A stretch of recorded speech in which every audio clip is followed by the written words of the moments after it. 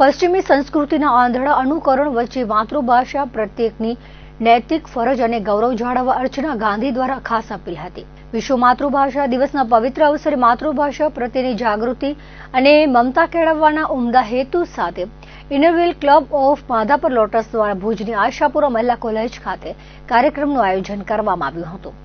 ઇનરવ્હીલ ક્લબના પ્રતિનિધિ અર્ચના ગાંધીએ જણાવ્યું હતું કે માતૃભાષા માત્ર સંવાદનું માધ્યમ નથી, પરંતુ તે માતાની ભાષા છે, જેમાં સ્નેહ, સંવેદના અને સપના જોવાની અદ્ભુત શક્તિ રહેલી છે।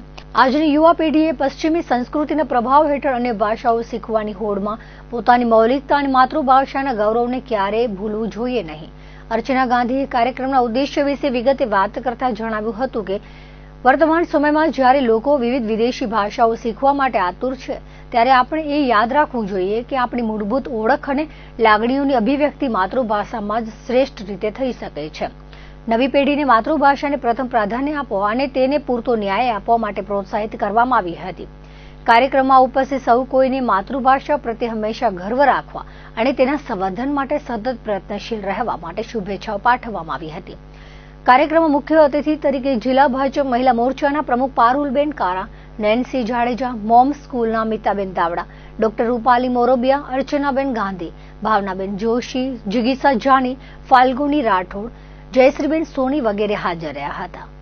આજ વિશ્વ માતૃભાષા દિવસની ઉજવણી માટે અમે આશાપુરા મહિલા કોલેજની અંદર આવ્યા છીએ।